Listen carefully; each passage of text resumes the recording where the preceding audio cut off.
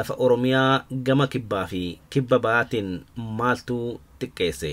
Yooyaa akkam jirtu hordoftoota keenya jaalatamoo.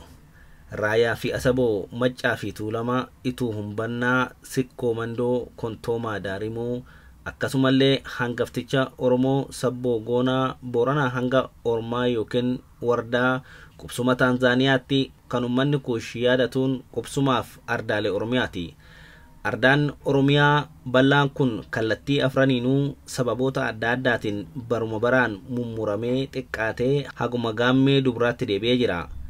Isaan keessaa kallattii gama kibba Oromiyaa waan xiqqeessee kodhoo tolche haga tokko haa irra ceenee ilaallu. Lafti Oromoo gama bitaa yookiin gama kibbaa fi kibba ba'aa ta qubsuma Booranaa gurguddoon afuri: Liiban, Dirree, Saakuu fi Waasoo. Liibanii fi Dirreen dheeda gama biyya Oromiyaa Itoophiyaa keessa jirtu yoo taatu, Saakuu fi Waasoon dheeda gama biyya Keeniyaati. Haa ta'u immoo lafti kun xiqqaachaa dhuftee kaartanis jijjiiramaa jira. Qophii keenya lafaaf lafee har'aa keessatti barreeffama Gumii Surichoo Layee kitaaba Abuuruu jedhu kajaatanii Bonayyaa Godaanatiin barreeffame waabeffatee barreesse akka qophii kanaaf ta'utti qindeeffannee dhiyaanneerra. Qopheessan sagantichaa Ibsaa Gammadaa, kan gulaalee isinii dhiyeessu immoo Gurmeechaa Gammachuu, teeknikaan kan nu faanaa jirtu Iftuu Galataati. Kallattumaan dhimma dheeda Booranaa kanneen tokko tokkoon haa ilaallu, itti dhiyaadha.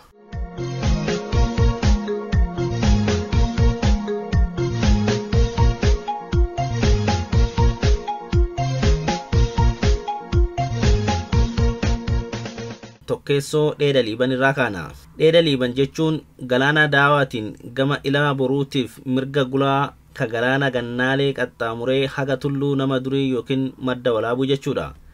Dheedi Dirree galaana daawaatiin gama ila galchuu yoo ta'u, haga galaana sagal fulla'ee Itoo Xabalaatti dheeda qaxxaamuruudha. Dheedi lafa Booranaa durii akka jaarroleen himtutti kallattii afraniinuu akka guddaa bal'aa ture. Gama ila boruu Kaliibaniitiin haga dhaddacha Toobdoo yookiin lafa har'a kaaba baha Somaaliyaa, gama ila galchuu Kadirreetiin haga galaana sagan yookiin Present Day South Nation and Nationality People of Ethiopia Konso Province, gama mirgaatiin haga Gadab yookaan Present Day Gedo Province yoo ta'u, gama bitaatiin haga bisaan Maanyaa yookaan garba guddaa Hindii jechuun galaana Mombaasaa jechuudha.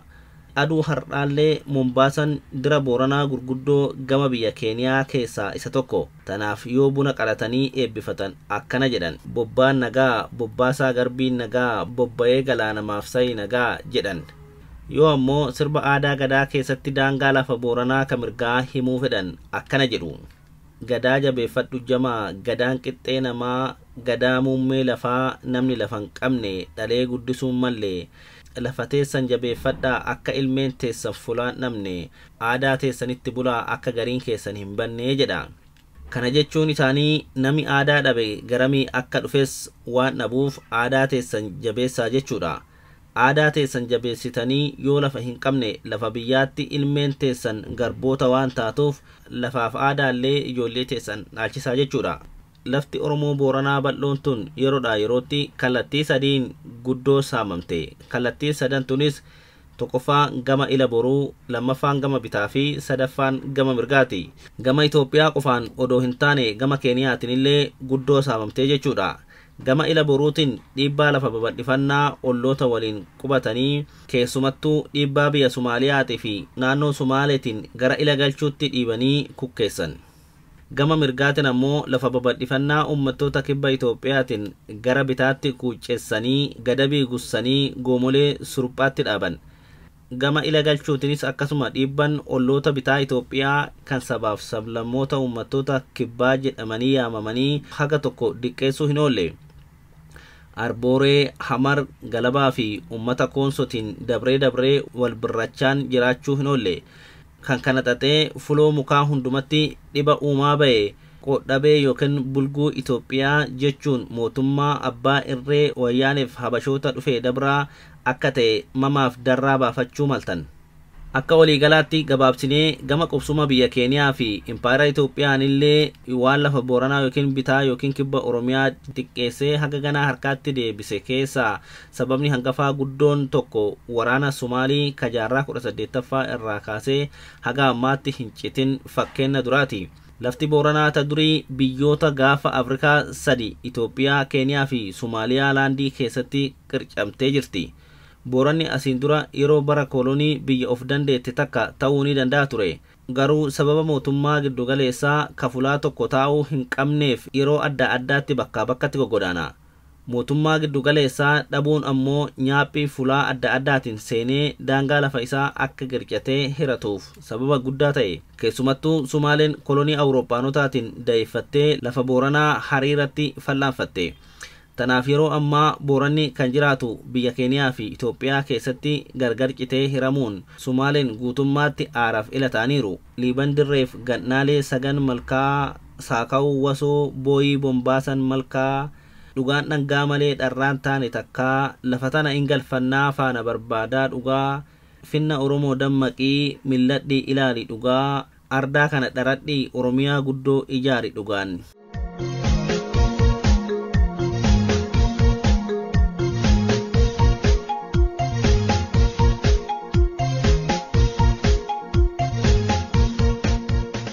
Jaarraa 18ffaa fi 19ffaa waraanni guddaan gosoota Sumaalii kanneen akka Saamburuu, Laaqibiyaa, Masaayii, Reendillee, Garablee, Dogoodii, Mariyaanaa fi gosoota Sumaalii dhibiin Oromoo Booranaa irratti labsamaa ture.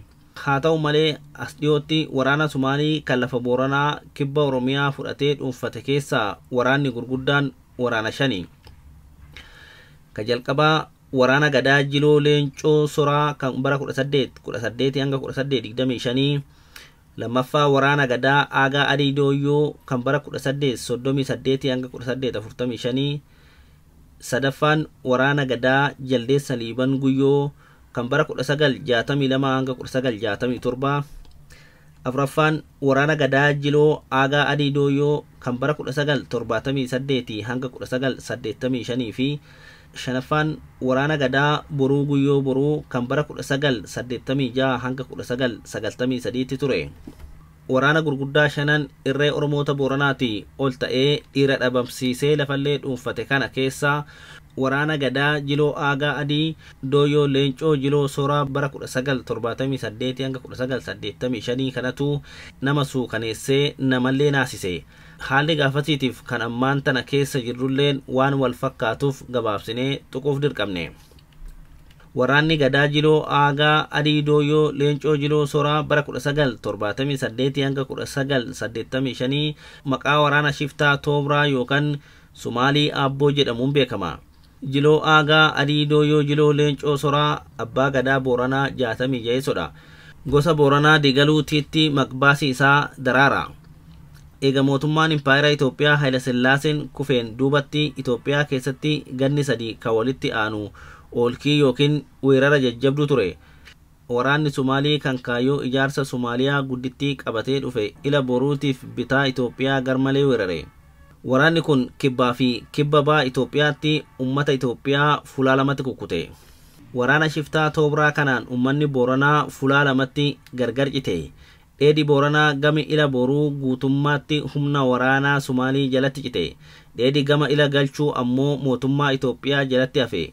Shiftaan Toobraa ummata Booranaa koloneeffattee lafaaf ummata waliin fudhachuu qofa odoo hin taane mirgoota namummaa hunda irraa mulqitee maqaa isaanillee Oromoo irraa gara Sumaalii Aabbootti akka jijjiirratan dirqisiisaa turte. Ummanni Booranaa kan humna Sumaalii jalatti kufe kun ummata Booranaa kan mootummaa Itoophiyaa keessa jiruun akka wal waraanu irreen dirqisiiftee walitti duulchisuun ummata Booranaa lamaan Sumaaliin wal waraansiftee walitti cabsitee waliin haate. Keessumattuu weerarri sun dheeda Boorana Liiban keessaa sadarkaa ibidda Booranaa dhaamsuu dhufeera. Gosa Sumaalii keessa warri Mariyaanaa jedhamu gocha golgoleessaa hamaa duguuggaa sanyii Booranaa Liiban irratti raawwate.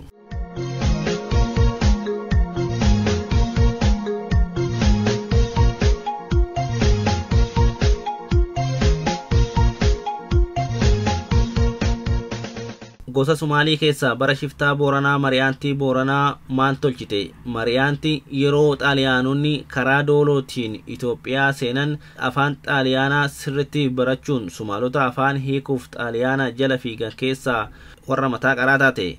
sababa kanaan qubsuma isii kaqara duraan gosa Sumaalii Dogoodiin gama jiru gara daangaa Oromiyaa dabarsite yeroo xaaliyaanonni Liiban seenan.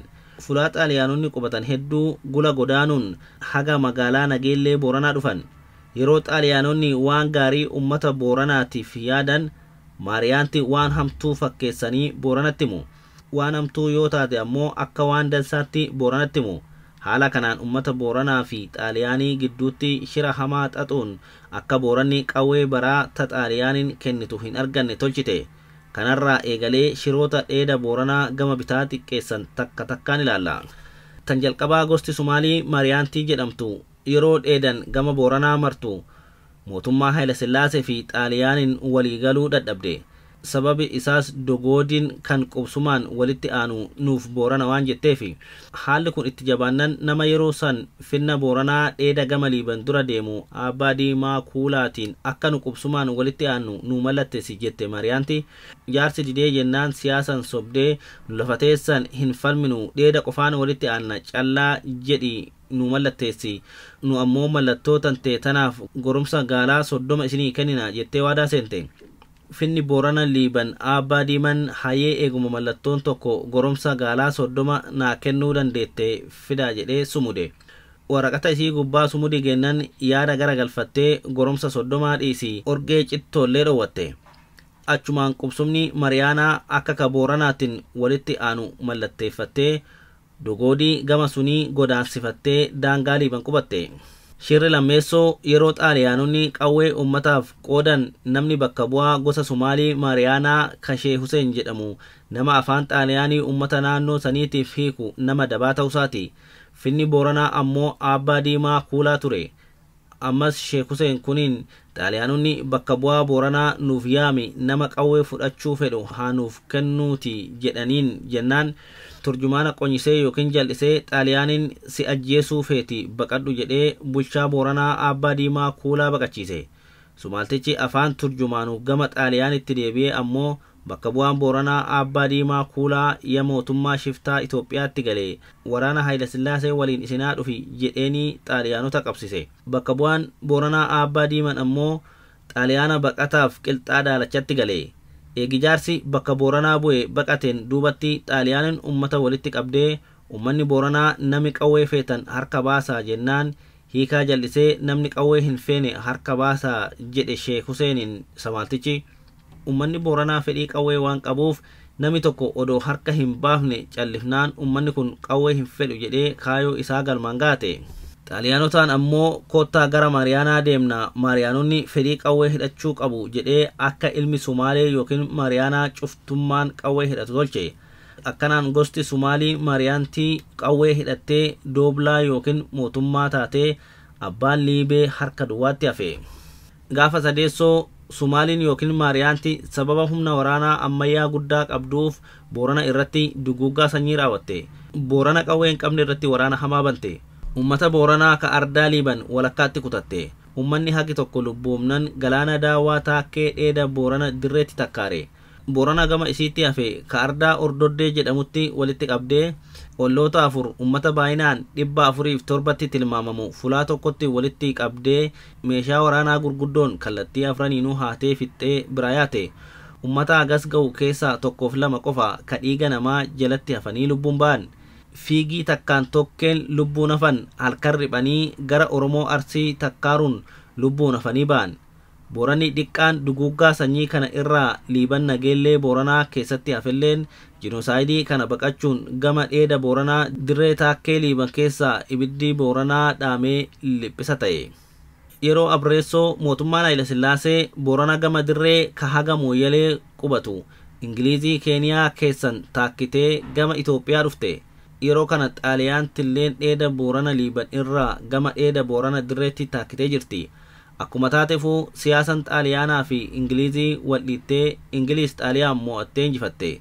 Yeroo kana keessa Ingiliis namuu akka ardaa isaa kakalee irraa buqqeetti deebi'u tolchitee Liiban warriisifte. Ammallee yeroo Ingilizonni galaana daawwaa qabatanii ofirra gama dheeda Boorana dirree deebi'anii Sumaaliyaan yookiin Maariyaanti buqqaatota ardaa irraa buqqifamanitti kalee Ingilizotaan deebifaman kaanii qaqqabdee Boorana Liibaniitiin lafa irraa babarrisaa jetteen. Lafti teenna miilan irra ejjechuu hin dandeettanii koola baasaa irraa barrisaa jettee Sumaaliin Booranaan taphachaa baate. Yoo silaa koola qabaate namni barrisa. Adoo koola qabaateeyyuu eennuti lafa eennu irraa barrisa akkamiin hattuun abbaa horii moonaa guffatti.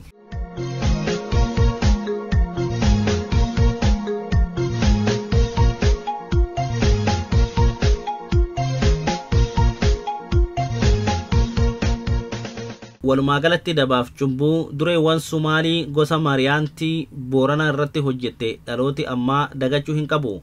Booranaan lafa irraa babarrisaa jette. Ollaa ilmaan diqqaa fi kaxasuu libaffaanii burraaqan koraaf bahaa jettee walitti qabdee fixxe. Abbaan ollaa dhumatee abbaa xisuu liban gaafasii korri halkanii hin jiru. Sumaaliin fixisa nu yaamti baqadhaa jedhee dargaggoota hedduu baqachiisee fiiga Booranaa tolchee baase. Kartaa lafa Oromiyaa kibba Booranaa gama Liiban kana geellee Booranaatti haga wadhakkaa Boorana Liiban bulbulitti kaafachuun seenaa lafa Booranaa awwaaluuf dabni hojjetamee jira.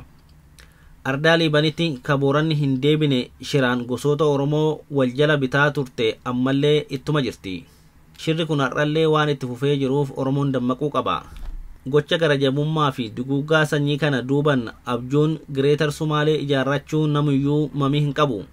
Waraanni ijaarsa Somaaliyaa guddittii kun dachee Oromiyaa Harargee Baalee Arsii fi Boorana saamuuf karoorfatus booda qabsoo cimtuu ummanni Oromoo godheen haga tokko duubatti deebi'eera.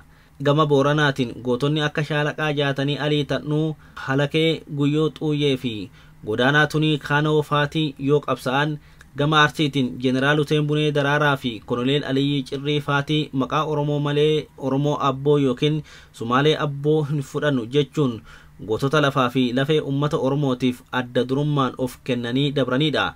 Seenan isaan haa qabatu. Gama bahaa kibba bahaa fi kibbaa kanaan har'allee lolli haaraan Oromiyaa fi Oromoo irratti banameera. Shirrii fi damni magaalaa Dirree Dhawaa alagoomsuu fi Oromoo irraa fuudhuu qabata adda addaatiin banamee jira.